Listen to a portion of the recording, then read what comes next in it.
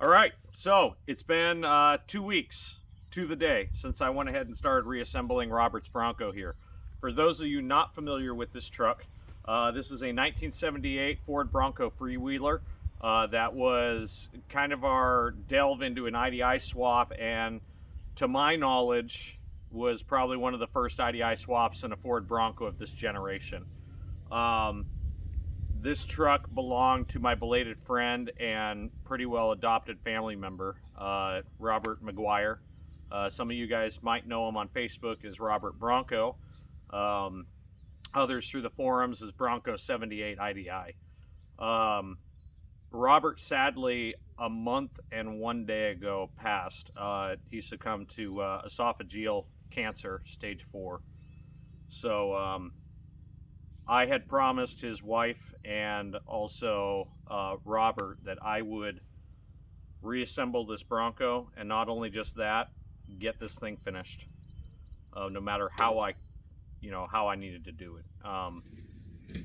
So I've been working on trying to get her assembled so that way Kimber can have her moved, because she will not be staying here. She'll probably be here for another few months, and then I'm going to be coming back down and helping move this.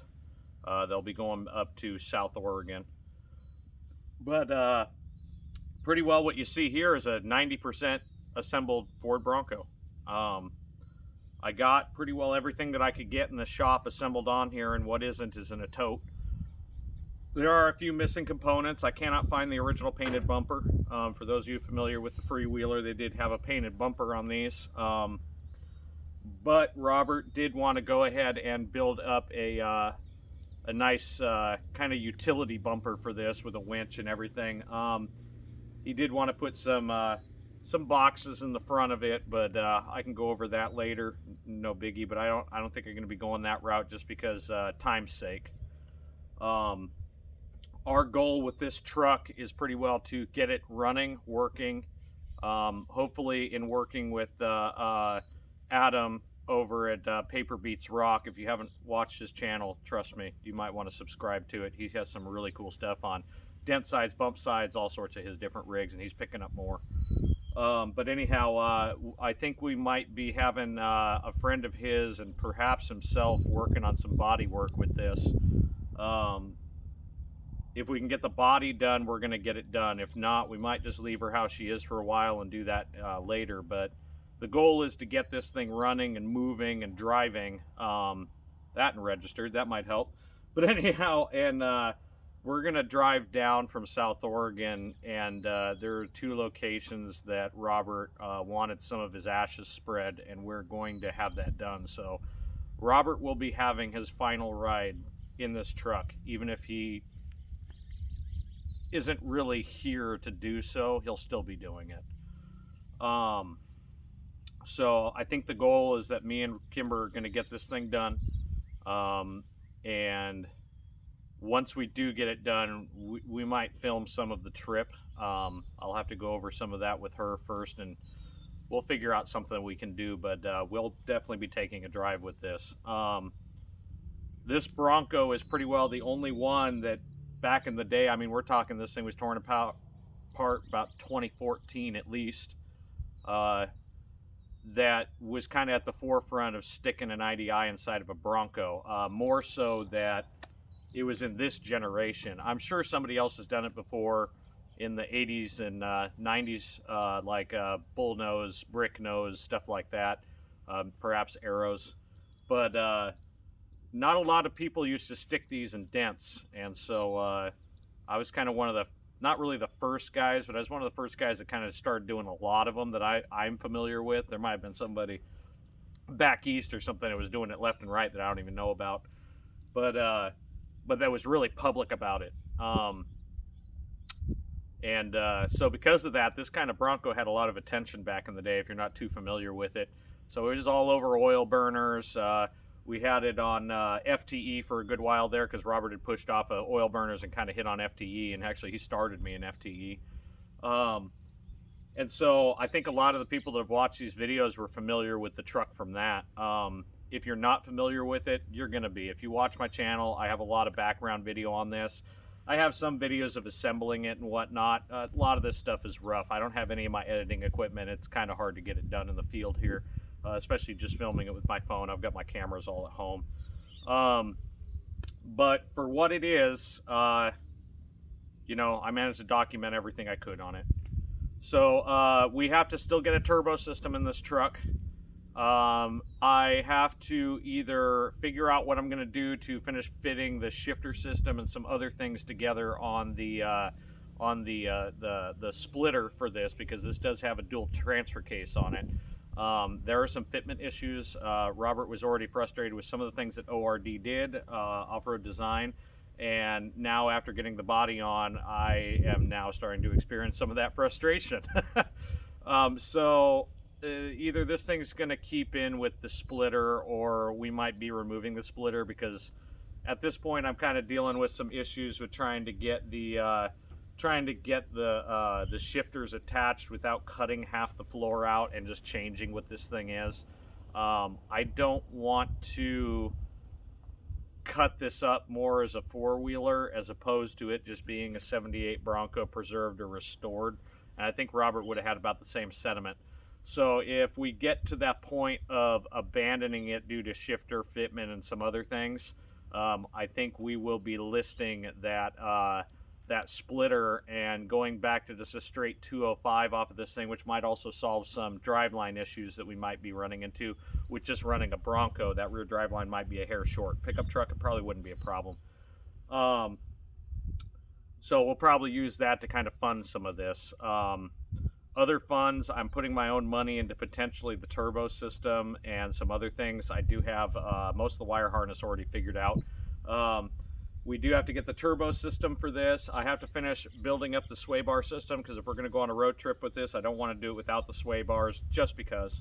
I have to go through and get the fuel system figured out. I might be just detuning a fast pump system for about 8 to 10 psi, either through external regulation or internal regulation. I have not decided on that yet. I might also be talking with Justin over at R&D and trying to get that fuel system built by him. I know he's kind of backlogged a lot, hard to get a hold of. Completely understand it from his end. He has got a lot of demand for components, so I'm not negative on that. I would like to try and fit Justin's stage, I think it's a stage 2 or stage 3 turbo system on this. I do have to run an intercooler on this motor just because of the fueling, just being at 130 cc's. But I apologize, coffee in the morning, it just always congests me. But anyhow, I'm going to try and approach Justin about that at a later date and see what we can try and figure out for this. I might even try and talk with him and see if he might be willing to kind of do the work too and just tow her out to him. Maybe give him a little bit of a plug, but we'll see. Adam I'm sorry, I'm butchering your name, man. Anyways, Adam with Paper Beats Rock was always a huge help and kind of like an inspiration for Robert. If you haven't watched Paper Beats Rock on his channel or on his Facebook group, man, definitely go in there, get a subscription, get a like, because I love watching his stuff even too. Robert always tried to pull me into that, kind of watching all of his channel stuff, and I kind of got addicted myself. But super cool guy. We've been talking with him. He's down there in kind of Southern Oregon, and we're gonna see if maybe his buddy that he's familiar with, and maybe even himself, might be able to do some of the body work on this. We're not exactly the best. I had to kind of curve out some of this front grille and kind of pound it out just to fit, but we still got a dent here where the original bumper had pushed in. We still got a dent up here on the hood side that's been pushed in, but the biggest one is on that left corner. That rear fender got creased pretty good, and I tell the story in that in my way too long video. But yeah, here she is as she sits, you know, catalyst headlights and all. Those things date you back. You don't see those anymore. But yeah, 2 weeks worth of work. I figured it was going to be about a week, but nothing has to be easy, right? So we got everything fitted up. We have to do a little bit of sizing of some components next time I pick up on this. Kimber will be moving this in the next few months, and I will be coming back down to go ahead and do that. I will probably do a feature video for that. But for now, this is kind of the the drop-off point for the Bronco. She's going to be rolled back into the shop and kind of locked away for a little while. And when we go to moving her, I'll come out here. I'll help strap her down. We're going to be hauling this thing and Kimber's Camaro behind it on the gooseneck trailer. So we should have a pretty good load coming with us. I really do appreciate you watching this far. I do appreciate you watching the channel. If you're a subscriber, awesome. Thank you for subscribing. Again, I'm at like 200 something views subscribers right now. So I'm at that bottom limit right there on the precipice. If you could up that number by subscribing, that would be awesome, because I'm going to try and monetize these yet again. I'm not going to be, fooling anybody about that. I'm trying to get at least 1,000 subscribers so I can monetize this channel. If I monetize this channel again, I'm not rich, but I ain't lacking of money.